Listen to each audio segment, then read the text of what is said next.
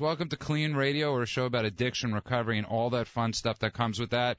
My co-host Andrew's a little under the weather tonight, so I'm going to be joined in the studio, but a really amazing person. You might recognize her. She's she's been a star. She's been, acting for ages, modeling for ages. She was on a TV show when I was younger called Small Wonder. No, I'm joking. That's not, you weren't. I was going to say you're the star. Chola's Gone Wild, but I didn't know if I'd find that offensive. But no, she is the star of shit shows like Celebrity Rehab and Sober House. And she's been in movies like Blow and just a whole gamut of amazing Charlie's Angels, I think, movies. I've never seen, I'm sorry. But and she also works at KLEAN sometimes, not when she's shooting. No, I'm joking. Well, let's welcome to the show Jennifer Easy on the Eyes Gimenez. Hi. Oh, that was so demure. I got a little nervous. I feel like I'm not on because there's some technical problem. There we go. You are. We're in a different studio tonight. We are. Yeah. And I was going to ask you, I called you yesterday just to check in and tell you that I had wrapped the next thing we'll be talking about. But and you're like, come in. Can you come in today? And I was like, sure. But I was kind of shocked because I didn't understand and I forgot the playoffs are going on. I don't even know what day it is really. It's May 25th, 1986. 1986. My Yes. God, I was just born. Wow, it's my birthday. No, just kidding. So you just got wrapped shooting what? I just finished shooting Rehab. Rewrapped yesterday, and it was Rehab with Dr. Drew for VH1. And this season it's called Rehab because there's no celebs on.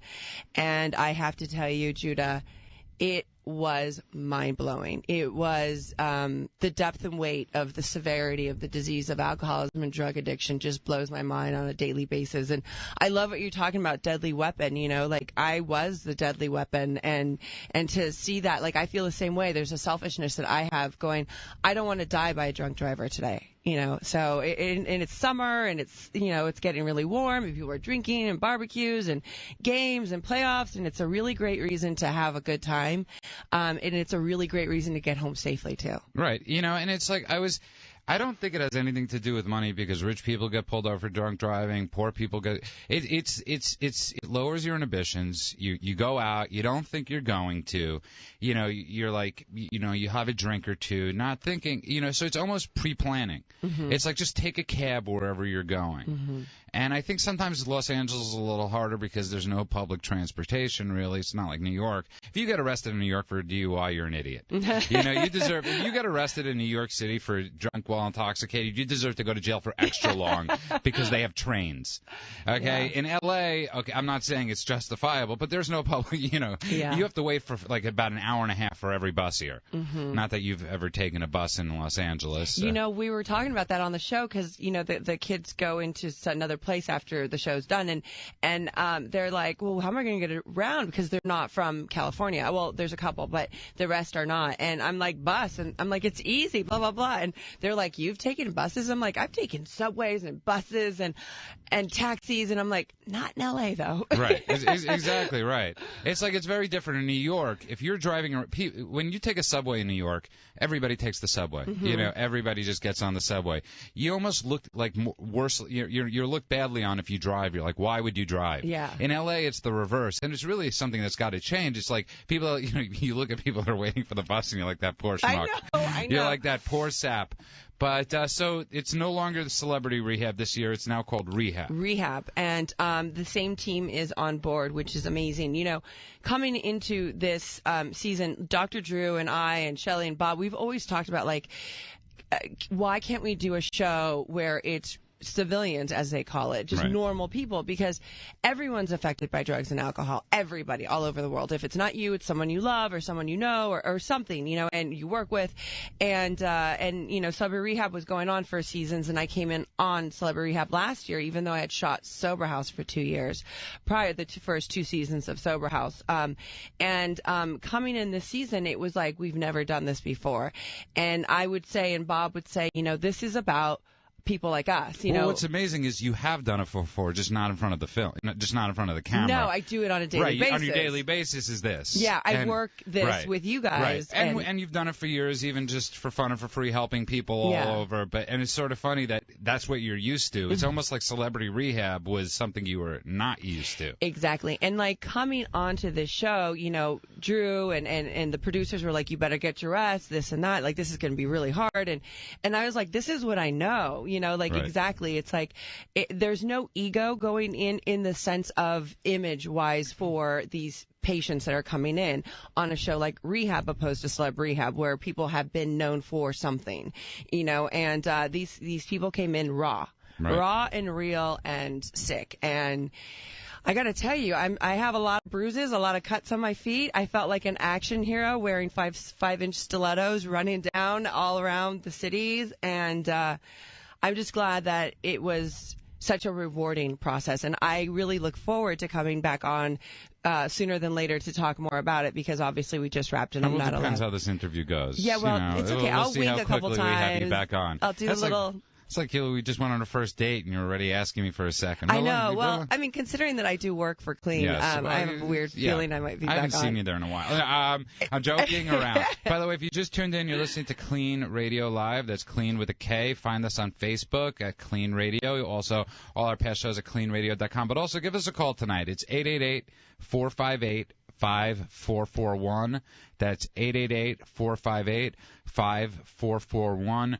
We're a show about addiction, recovery, then life after, and I can't think of anybody better, really, to talk about these things, because you've gone through so much. You're like the variety pack of everything. Yeah. You know, you've had this pretty amazing life.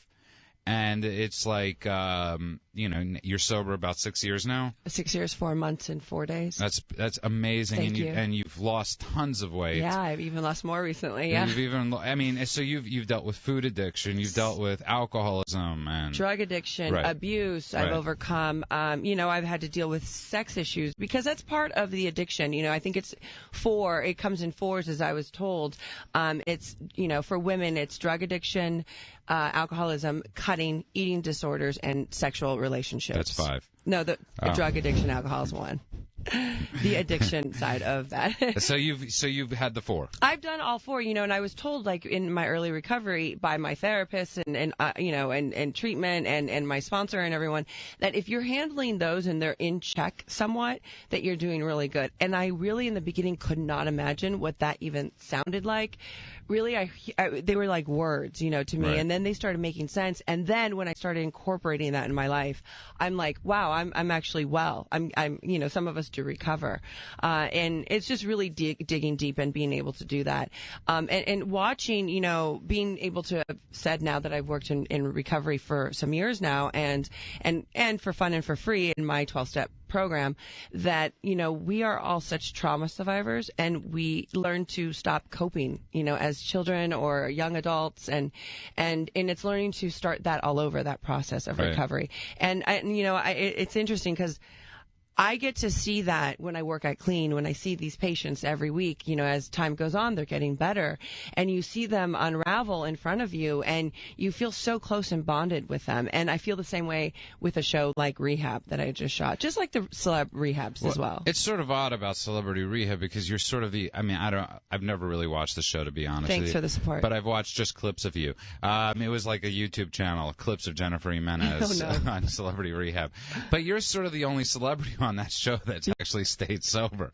Well, you know, I got to tell you, a lot of people have said, oh, those shows, they're riffraffs, like they don't, you know, help anybody. And I am sober 6 years, 4 months, and 4 days today. Right. And I'm still sober because of it. So if it's helped one person, that's a miracle. And I can tell you, though, that I get, and you get them on Twitter too, like I get thousands on Twitter, my website, Facebook. No, without a doubt. And I think sometimes that's the hardest thing, is like I've seen the tons of people that ask you for help, and a sole reason, you know, being on Celebrity Rehab, they see your, you know, your power and your strength, and they're asking you for help.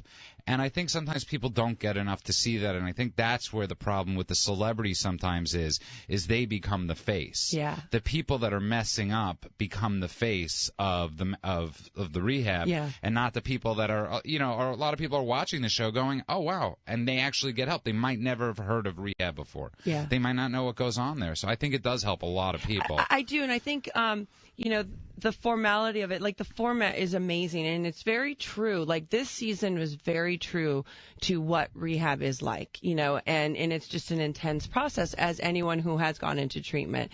But there is 12-step help out there that's for free. Right. And I'm a big advocate about that. And I got to tell you, I think it's not like my strength so much as that people have seen me grow. I was so young in recovery. I was 2.5 years sober when I did Sober House the first season. Right. And I learned a lot. I looked absolutely different. I was over 130 pounds heavier then. And Wow. that was like a big transition, people have seen my new birth unfold in front of them. It's actually really interesting you say, because it's like one of the biggest things was like when you grow up being a child actor, I guess, is people grow up watching you on screen. It's very similar in your case, to being a child. I'm not saying you're a child actor. Well, I was a teenager. I was 13 in the public eye. But I mean now, in the sense, you've been on this show since basically you've gotten sober almost, right? I would imagine that's 4 or 5 years ago, and people are watching you, the metamorphosis on screen. You're almost growing with the people that are watching you. I am. I'm growing. Right. I am Except growing. in size. Yeah, I'm good. I like that one. Thank you. Ooh, you're scoring high points. I do my best. But I have, and it's very real. Like regardless, like some people go, oh, you're acting. There's no way you can act on something so real and so raw. You're talking about, regardless if they're celebrities, if they're politicians, if they're actors, if they're normal people on the street, you're talking about a disease of alcoholism and drug addiction that these people are unwinding, and they don't even know if they want to live or die at that moment. Right. And the beginning process of treatment is that. It's like, I can't do it anymore. Fine, my family brought me here, or I got here because it's my last hope. And then you see, boom, like there's no way you can act that. I'm not sure you could answer this question because I don't know how much you could talk about the show, so I'd understand if you can't. But how many of the people from rehab that you worked with now do you see? I mean, did a lot of were they more responsive? They were so much more responsive. To celebrity rehab. Absolutely. Like they the first time we took them to a meeting, I take them to a meeting at night, and they were like, ugh. And then the second day, they're like, are we going to a meeting? Last night, I went with them afterwards, and I spent the evening, I spent 6 hours with them, and they're like, what meeting are we going to? We want to go to a meeting. Like, they would complain on the nights that we didn't go to a meeting because we had different therapy stuff going on there. On the show, and like it was like pulling teeth and nails for the seasons before, and some of the celebrities though on Sober House and Celebrity Rehab, one stayed sober, and the other one's the seed was planted. And that's what this purpose of this whole program, of the 12-step community, of this show is if it can plant a seed, then our job is done. Because I can't control anyone. You can't help anybody. You can only be an example. But I think it's really important, to the people out there that are listening. I think the hardest thing people have to go through, whether it's a parent, whether it's a wife, I mean, it's like, you start to lose hope, as your son, whatever it is, whoever it is in your life that is going through this rough time, you start to lose hope, and you say, does this thing really work? Does sobriety work? Do these rehabs work? Do the 12 steps work? And I think that's part of the problem. There is a little hopelessness when you watch a show like sometimes Celebrity Rehab. You don't see with anything. I think you don't see immediate gratification. You don't see the instant gratification of, oh my God, that they're sober now, Steven Adler's sober, and that's great, and let's live the fairy tale, because that's not real. But I'll tell you, like someone like a Steven Adler, I had come home, I was working on the show. My hours were supposed to be 7-8 hours. I literally was working one day, I worked 20 hours, and it was from 15 to 20 hours a day for 3 weeks straight, like not one day off. And I came home late, and I was just staring at the walls, and the TV was on, and Steven Adler was getting inducted into the Rock and Roll Hall of Fame. Yeah. And I was watching it, and I get like the chills now. I got so teary-eyed, because if it wasn't for me calling 911 and having him, like, we wanted him to get 5150 to detox because we knew he was using heroin there, not knowing he had drugs on him. that night he would have died. Right. And here he is living his dream, and he was able to play with Guns N' Roses again, and it was such a beautiful feeling experience for me, because I felt like I was part of something that helped save him. Not me. I didn't save him. No, you were, but you were definitely a part. I mean, yeah. I saw a brief thing of that episode. I don't want to reveal too much of how much reality TV I watch, but I did see that scene, and it's a very powerful scene, and I think that's one of the hardest things people do have to. We were talking about drunk drivers before, and it's like if you see somebody getting into the car drunk, I know it's the hardest thing would be to call the cops. But again, you might be saving their life if you do, and it's like really hard to 5150 somebody, which means What does that mean exactly? It's a 72-hour hold. It's because the person is either endangering themselves or another person. They're harmful. So what they do is they come and they take them and they get watched for 72 hours on a psychiatric evaluation. Right. Which I think sometimes people will call me, they're like, I don't know what else to do with my child. And if you're that fearful of your kid or your loved one and you see that they're harming themselves because they're dying in front of you, or they're going to hurt somebody else by drinking and driving, or you can't stop them, 5150 with them. But that doesn't mean, they're drinking and driving, go 5150 them. That means they've been on this course, this path of destruction, right. And there's no saving them. Right. And by the way, if you just tuned in, you're listening to KLEAN Radio Live at our different time. We're usually on Sunday nights from 8 to 9, but because the Clippers are actually in the playoffs this year, we've been bumped down. You could call us at 888-458-5441. That's 888-458-5441. You could also listen to us live stream on KLEANradio.com. That's clean with a K, and look at what I and Jennifer look like together in the studio. Where's the camera, by the way? It's that's how good Patrick is that you don't even know where the camera. Then I didn't know. I was like, okay, wait. Hi, camera. Okay. Hi, camera. Is it better? Is she on better now? That was like the greatest thing, by the way, Patrick, when she first came in the studio, the first thing Jennifer, you're in Hollywood when the first thing she asked is not where's the mic, is where's the camera. And welcome to Hollywood. And welcome back to the show, Jennifer Easy on the Eyes Gimenez. I'm talking about really some pretty amazing things. I mean, and the great thing is you laugh about this stuff. I know, you've called me at night sometimes really just sobbing and going through just this gamut of emotions, and you've made it through. And I think sometimes the hardest thing people could see is they see the perfect picture. And you've seen not right. I've seen not the perfect picture, but I think it's amazingly important is that you've stayed sober through it all. And I think sometimes people out there, there's no reason to get drunk or there's no reason to get high. I mean, you've gone through, talk about that a little bit. I mean, I always say, I've said to people, and I say it to people in treatment too, it's like, if you had my life, if you lived my life, you would drink too. And so when people actually used to say that to people? Yeah. Oh, well. Yeah. And I say, like, when I hear people in treatment, like, talking to me, and when we're doing process groups or whatever, and or counseling them, they'll say, like, oh, blah, blah, blah. And I'm like, I get why you drank. I understand. Now we need to move forward because it doesn't work anymore. Alcohol and drugs are but a symptom. And for me, like, I just got a book deal. So, hey, congratulations. Thank you.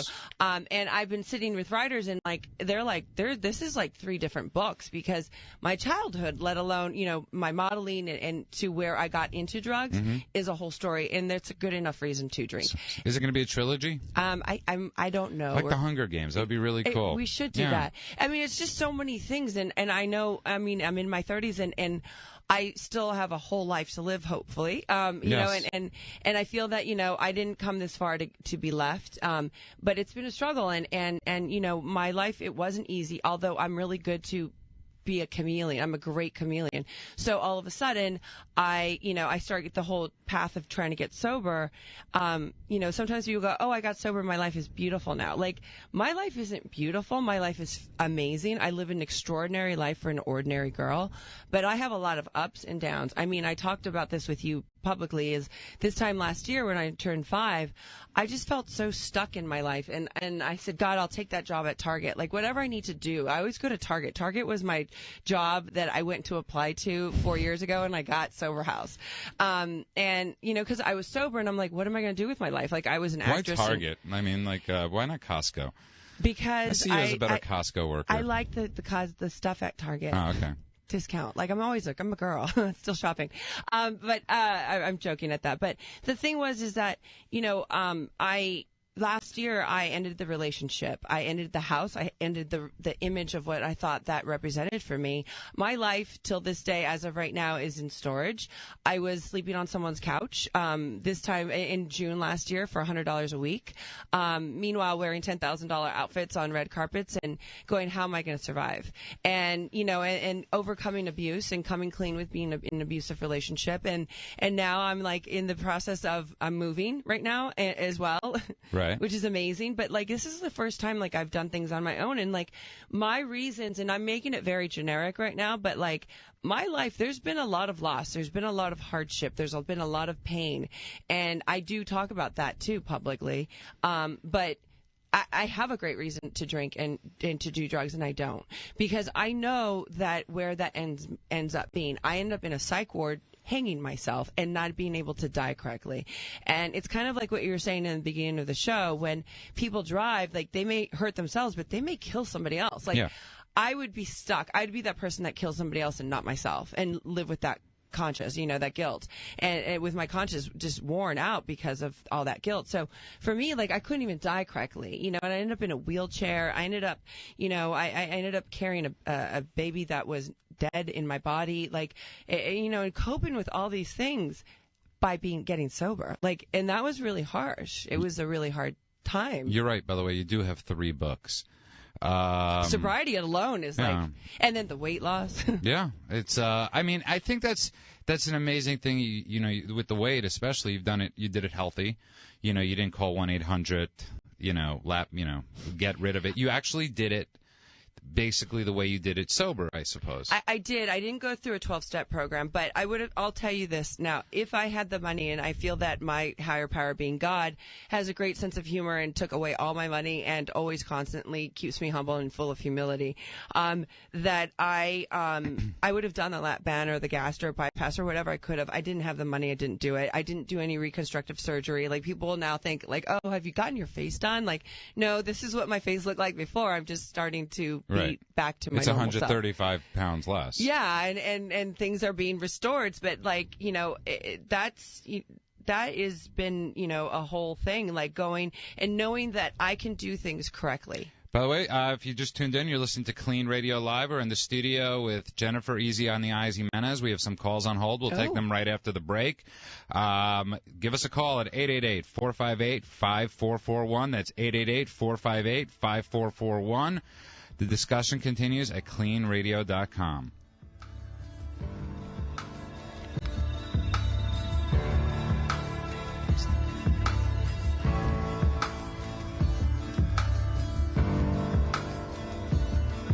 Are you struggling with an addiction that's ruining your life? Want to have a confidential conversation with a professional that will immediately assist you? Do you suspect a loved one is abusing drugs and would like a free drug testing kit and consultation? Clean Treatment Center is standing by right now to help those with addictions and the people who care about them. Call 888-601-6040. That's 888-601-6040. Or go to Clean Treatment Center, that's clean with a K, cleantreatmentcenter.com. Oh, Andrew's looking good tonight. That's Jennifer Gimenez next to me. That's why she's looking so good. Welcome back, everybody, to Clean Radio. The number here is 888-458-5441. That's 888-458-5441. We have a phone call we're going to take in a couple seconds. Wait. What's the story? Can people not hear us online tonight? No, that's what my people are saying. There's no video, but they can listen to our audio online. Sorry, you're going to have to come to our, you're going to have to go to cleanradio.com. They could hear us. Well, they can hear us, but they're asking me, like, my hair is slick because for the last month, I've been curling it, and it's fried, so I got oil on it, and they asked that, and I'm wearing a blue dress, by the way. Okay, she's wearing a blue dress. Let's get our first call. It's John from Whittier. John, welcome to Clean Radio. John, you there? Yes, hi, thank you. How are you guys doing? Good, Hi, how are you, John? Oh, good to hear, good to hear. Yes, I just had one question. I mean, as far as how serious or what's the difference when dealing with addiction on, there's obviously illegal substances out there, but when it's a prescription drug and there is some abuse and definite, mental issues side effects, I mean, when do you need to take it to the point and, confront them or have an intervention? Well, that is a great question, John. I think when anything, whether it's if your question is there a difference really between prescription pills and ecstasy? Absolutely. Anything you're using or you're abusing there's no difference if you're abusing them for addictive purposes, John. Yeah. Also, if you have the gene and you're exposed to it by taking prescription medication, it awakens the beast. So if a doctor prescribes you and not know that you're an addict, without you saying I have a problem, correct? I guess, yes. No, yeah, you're 100% correct.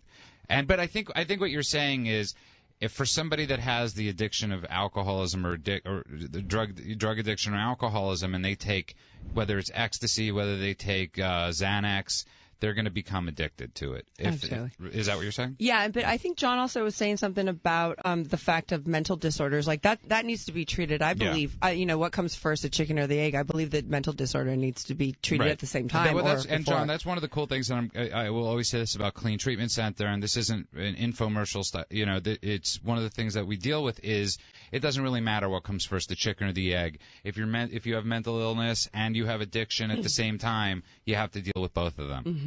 Does that help answer any of your questions, John? I mean, well, basically, I had a friend, and he did lose his mother, and, he started getting depressed, and he started taking, I guess, like pills for depression, and then also some pain pills in the mix for, his work. I guess he does labor and stuff. But so, he got a little happy, but, when I see these commercials on TV, they say side effects, suicidal, depression. He had a panic attack the other day that was pretty scary, saying that he can't take it anymore and whatnot. And, I mean, I think it has to do with the medication because since then he's been having, like, mood swings and stuff with or without it. Well, I mean, John, it also sounds like he's not coping or dealing with the issues and seeking some kind of help like counseling or therapy with the loss of his mother or whatever other loss he has.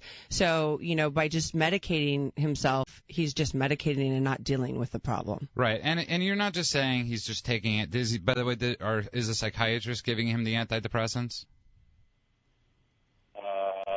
Honestly, I mean, he says he gets it from a doctor. I've never asked him any further from it. Right. So hopefully if he's, medicine is great if you're going to see a doctor and the doctor is constantly seeing you and, you're getting therapy at the same time, which is sort of what Jennifer is saying. The second point is, so he's not just taking antidepressants, he's also mixing in pain medicine. He's mixing in pain medicine to get high. Mm-hmm. He's not mixing in the pain medicine to deal with his depression or to deal with what he's going through. Mm-hmm. So that's really what I would be worried about.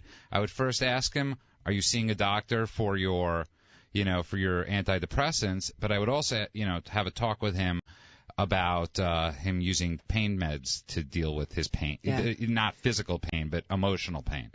Yeah. John, you said a key thing, though, that a lot of people say who are not very familiar with drug addiction and alcoholism is that, he got happy. And it's not that so much that we want to get happy right away as we want to fix a problem and you become happy and you actually become happy from inside out. Opposed to just going, I'm in a happy mood because I'm loaded, or if he is doing that. You're 100% right. And John, I'm going to tell you what. Stay on hold. I'm going to put you on the show on the line with our producer Rand, who could he could answer any of your questions, and he'll give you our number. It's absolutely free, just because these are confusing questions, and I don't think you're the only person that has this question. Mm-hmm. I think in today's day and age, John, a lot of people are going through this because there's an abundance of pain meds out there. There's just everybody's medicine cabinet has them. It's easier for somebody these days to get pain meds than it is for them to get alcohol. Yeah. If you're under the age of 21, it's a lot easier to raid your parents, your friends' parents' medicine cabinets than it is to go to the bar. Mm-hmm. And, John, thank you very much for the call. And, I mean, it's insane, right? Oh, no, absolutely. When you were saying that, I was thinking when Whitney Houston died, I was on CNN a lot, and I was on Dr. Drew's show, and I was probably on Dr. Drew's show in that 2-week span, I think 8 or 9 times in that 2-week span. And he was like, Jen, can you pill seek? And I'm like, Dr. Drew, do you know that there's a lot of doctors out there that I go to doctors when I do my checkups and whatnot, and they'll say like, oh, and I'll say, oh, my back hurts, I've had back problems, and they're like, let me prescribe you this, and I'm like, no, I'm an addict, I'm in recovery, and they're like, no, just take this, you'll be fine. I'm like, excuse me, do not, like, I'm on shows about recovery, Right. like, I can't do it, and I fight with doctors, and Drew's like, not doctors don't do that, my peers don't do that. I'm like, yes, they and do. It's not, and it's not, and I think what's the hard thing to understand, they're not doing it to be mean. It's just so they're easy. Just right. They just don't understand, and that's a huge problem. A lot of doctors do have. There's some great doctors out there that have really tried to understand addiction, that have tried to understand certain things, but a lot of doctors don't. And for them, the easiest thing is, oh, I'm in pain, here's a pill. And I don't blame them. I'm not mad, but it is a lot easier for people to procure, to get a hold of pain meds. It's true. And look, pain medication works if you're really in pain, in real physical pain. Right. I do understand that. But I also think, like, with this day and age, like, obviously a lot of people have insurance, and insurance doesn't cover non-narcotics, so they have to prescribe narcotics, because Right. those are covered by insurance, which is like, it's a sad thing to say, and it's not excusable. But, knowing if you do have a problem, or you may think you may have a problem, I think it's something you should always tell your doctor. Okay, let's take another call. We have Monroe. He wants to stop drinking from Los Angeles. Welcome to Clean Radio, Monroe. Oh, it's Manuel. Manuel. Sorry Hi, about Manuel. that. Hi, how you doing? Good. Good. How are you? Listen, I want to know how I can stop drinking. What can I substitute my liquor with so that I can easily transition and just stop drinking? Because I've tried it. I've done it for about a couple of months, and then all of a sudden I go back to it. And I have read a lot of stuff online.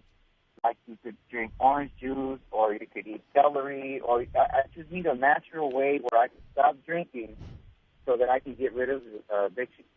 Okay, that's actually a great question, Manuel. Listen, I haven't had a drink, thank God, in over 13 and a half years. A great suggestion would be, other than you're trying to do the healthy, celery and the organic, natural right? way. There's also, I found for myself, and I only speak for myself, Manuel, that I went to 12-step meetings. Have you ever been to a 12-step meeting? No. That would be sorry. I think I have to. I think, Manuel, and whereabouts do you live? In Los Angeles, not the exact address. Los Angeles, like on the west side. Okay. On the People Fairfax area. Okay, I want to tell you, Manuel, you are blessed because you are in an area where there are hundreds upon hundreds of meetings that go on a week. Mm-hmm. Thousands, right? There are meetings in the Los Angeles area that go on all day long. And that would be my first suggestion to you would be, to get into contact with Alcoholics Anonymous. You call them up on the phone and you say, hey, where is there a meeting in my area? And I'm not just telling this to you. I'm telling this to everybody out there, Manuel, that's going through what you're going through. And I could guarantee you within an hour there's a meeting. Yeah, there is. And the reason why I think, Judah, may I interrupt here? Yeah, always. is saying that is because going to those meetings, they don't save your life and you don't just stop drinking overnight, but it's a support team, and you start realizing, Manuel, that there's a lot of people out there that think like you, act like you, and do what you do, right, and try to stop like you. So you don't feel like you're alone. Manuel, so what are you going to do today, right? This is what I'm going to suggest to you, okay? You ready? Yeah. The second you get off the phone with me, I want you to go, the second you get off the phone with us, I want you to call, or we have it on our website, actually, on KLEANradio.com, or KLEANradio.com.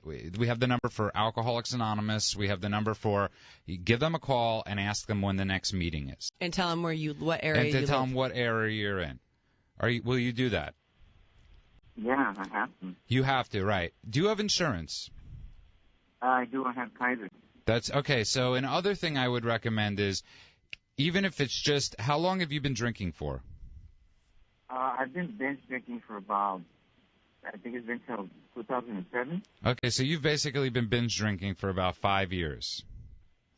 That's a long time, and I'm not, like I said, I'm not a doctor, but I would suggest maybe seeing a doctor in the beginning too. Especially because alcoholism is the worst withdrawal symptoms. And it can kill you. Yeah. I mean, that was my thing, was booze. And I know it was really hard to stop. I would stop for a couple months and I would start again. And I couldn't. You ever have that feeling, Manuel, where you're an alcoholic, but you just don't understand it? Did that make any sense? I know it makes sense. What it is that I don't know why I revert back to it. I just go back, and I know that it's because of issues and problems. Yeah. But I'm gonna tell you what my I used to think my feelings could kill me, Manuel. Like, and I mean that. I used to think that if I felt too much, I would die. And I heard somebody in New York say when I was getting sober, they said nobody's tombstone said they died of their feelings. Mm. And I think what happens is you're a couple months sober and the pain gets great. I'm speaking for myself what happened. And I couldn't handle it. And I would drink again. And this time getting sober, I had that day. And that day I didn't drink when the pain was so bad, Manuel. And when I stayed sober through that, I knew I never had to drink again. Mm-hmm.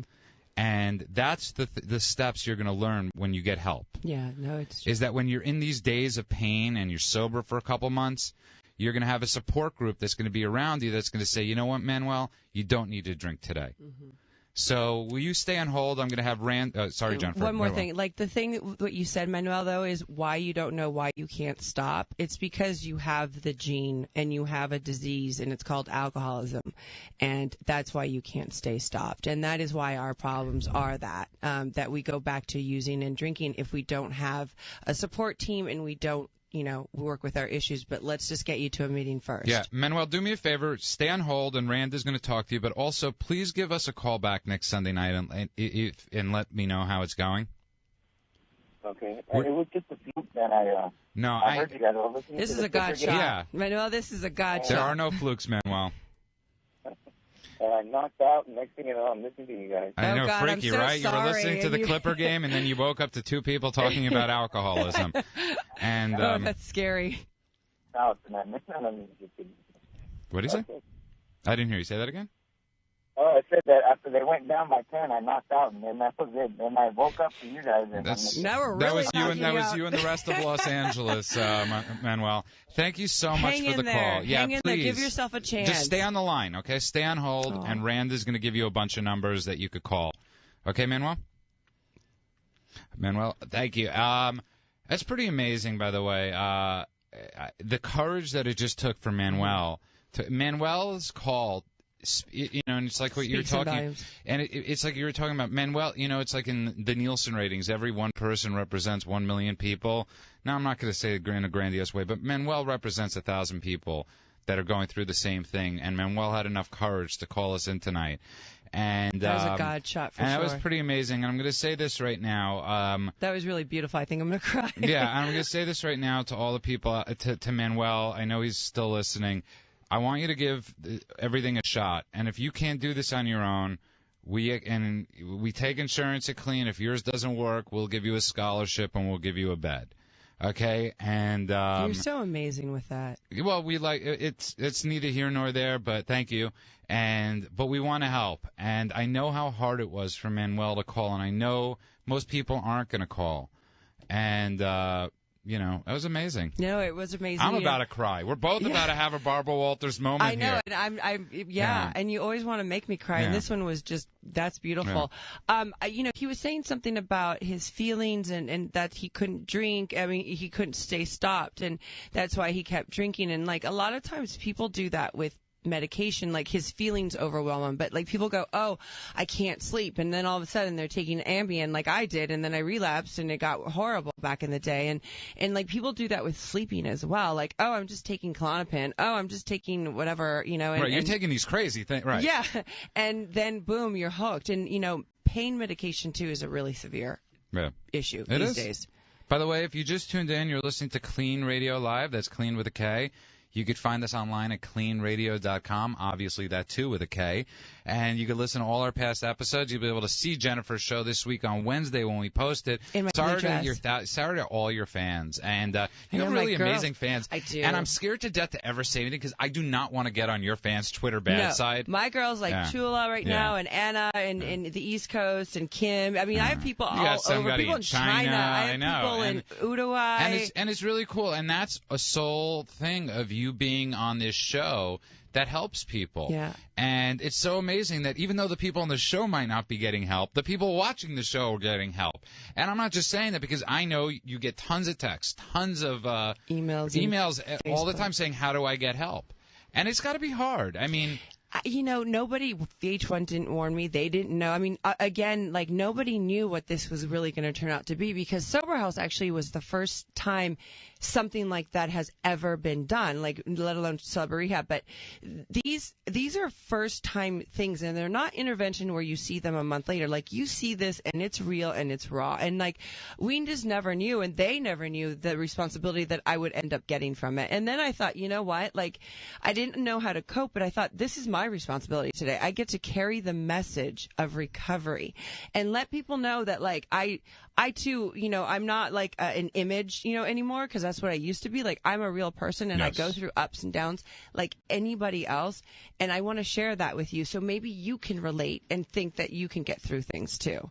And that's why I feel it's my honor to do this. And I have to say it's definitely working. Thank you. And it's really it's like some cool, exciting news. We're getting these T-shirts that say Clean Radio. And are they tight and cute, I hope? Yes. No, seriously. No, they're awesome.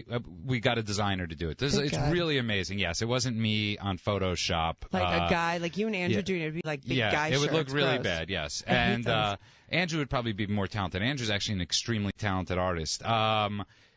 And I want to say this to all your fans, because you have fans all across America, across the country, across the world, across the world. And I want every single one of your fans. I want them wearing a Clean Radio shirt. Oh, that'd be really cute. Yeah, so all your fans out there that want a Clean Radio shirt, You'll and send I'm going it to get them specific. Yes, we're going to do something cool with you eventually. But for the start, I want them wearing, so they get into contact with us at Clean Radio on Facebook. Tell us where you want to send us, where we want to send. They get shirts. Yeah, they get shirts. Yay. And like Chula shirt. Well, I don't know. We'll figure that out. Clean. We'll do the Latino Clean. And whatever that is. I'm more than just sober. I'm more than just Latina. I am woman. Hear me roar. So send us on Facebook your likes and all that jazz, and we'll send them out shirts. Okay, cool. Box Me Up and all your fans out there. Oh my God, Box Me Up. I love that. Well, I see her. She's like your biggest advocate. Yeah. She's my girl. Yeah. No, but there's a lot of them that are my girls and guys too. It's pretty amazing. And how cool is that, though? By the way, we're running out of time. If anybody wants to make a quick call, it's 888-458-5441. That's 888-458-5441. That's, I think, something that speaks volumes, is that you have an army with you right now. I do. And you don't have this army without sobriety. I don't. And I was going to say, it takes an army to have gotten me this far in sobriety. Like, I needed, hundreds of people to stand between me and the door of the rooms of Alcoholics Anonymous or any anonymous program I walked into, because I wanted to run out. And it was people like you and my team of people that I have, many angels in my life that have given me this love and support. But then it was like, this outpour of people from around the world, around the country as well, especially around the country because I have a very tight connection with them, and around the world too. But these people have saved my life. Like when those days where I'm just like, F it, like I just want to end it, they keep me going when I feel so like hopeless, because I still feel lonely. I still feel hopeless at days, and it goes away a lot quicker. And they motivate me and they encourage me. Like they said I could never act again. I want to tell you, since the last time I've seen you, I've shot 2 movies now. Wow. I've been shooting some different shows. I've just finished another show, this show. It's like the sky's the limit. And for someone like Manuel, I want to let you know, I was a hopeless case. Doctors like Dr. Drew predicted me dead. I was hopeless. And miracles do exist, because I know I am, I know Judah is, and I know you are. Like, you were made for a reason, and your story is not done, and you have a story to tell. And how amazing is it that he was listening to the Clipper game, and he passed out, and he woke up to a show about recovery. I know, that's just scary. And hope. I mean, that's really funny. I mean, like, and you know what? I'm going to share that from my own story, because when I was when I got sober, I was in Arizona. I was living in Mesa, Arizona, and there was a special. I I just want to put out this thing. I was living in a really not a great apartment complex. It was like the Jerry Springer complex. And I had like a black and white TV with the hanger sticking out. And there was a special on the Hasidim of Brooklyn. And a rabbi of mine was on TV from high school. And I couldn't stand this rabbi. Mm-hmm. I hated his guts. But what are the odds that he was going to be on this TV show? Like, what are the odds that I turn on the TV and he's on it? And I wasn't hallucinating. And those are moments we get. Yeah. And to people out there, like, man, well, I don't know when you're going to get that moment again. And I think that's the coolest thing is, like, if you could get the chance for sobriety, go for it. Because you don't know when you're going to get that chance again. No. And it's like you grabbed it. Yeah. And I grabbed it. I mean, but he's getting this opportunity when someone like you is saying you can just come in, we'll get you on scholarship if your insurance doesn't cover. Like, those are miracles. Those are huge God shots. I got to tell you, it's a really, like, interesting process. Like, or it's an interesting thing. Like, I know girls that I've brought into clean from Twitter. Right. And they're like, yeah, I would get loaded and I'd watch you. And it's like, oh, I'm so sorry. They play drinking games, too. Yeah, it's a dark place when you're thinking about, like, you wake up after, like, passing out from watching a game and, like, you're listening to, like, two sober people talk about recovery and how you can get help. It's not dark. It's yet really light. Can you imagine if there is a drinking game for every time you cried? I mean, like, you would have so many drunk people out there. Oh, my gosh, she cried again. I mean, like, literally, it'd be like a whole episode. They'd just be guzzling. But those are real. Those are real emotions because I've seen you in person. It's like you're a crier. Oh, my God. And you're so not about emotion. You're such a dude. It's ridiculous that I want everyone to know. I call Judah, and I'll be sobbing in my car, and I'm like, I know, I just help. And he's like, Okay, people just turn on the radio. They might think they're listening to something really raunchy. No, that was just Jennifer Gimenez acting her crying. Right, that was because your my fake real crying is different. Right. Yeah, but it's interesting that I'm a big. No, I feel today. I don't have to numb my feelings. So there, this is who I am. I don't have any shame with it. So there. Okay, Jennifer Gimenez. We are running out of time. Anything interesting coming up?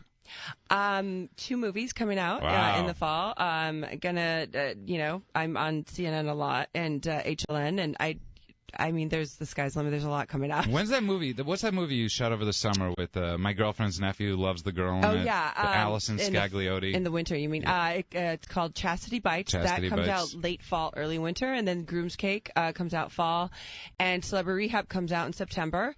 I mean, Rehab comes out September. I don't know the date on VH1. Okay, when we know, you'll tell us. We are running out of time. I want to thank Jennifer, Easy on the Eyes, Gimenez, and all her lovely, loyal fans for listening to the show. Shout out to Box Me Up and all the people in China. I want to thank Jesse for doing the board tonight. Patrick for shooting. Michael over there is the tech extraordinaire. Rand for helping produce the show. Well, the discussion continues at KLEANradio.com. I love you, Judah. Right back at you. Are you struggling with an addiction that's ruining your life? Want to have a confidential conversation with a professional that will immediately assist you? Do you suspect a loved one is abusing drugs and would like a free drug testing kit and consultation? KLEAN Treatment Center is standing by right now to help those with addictions and the people who care about them. Call 888-601-6040. That's 888-601-6040. Or go to KLEAN Treatment Center, that's clean with a K, KLEANtreatmentcenter.com.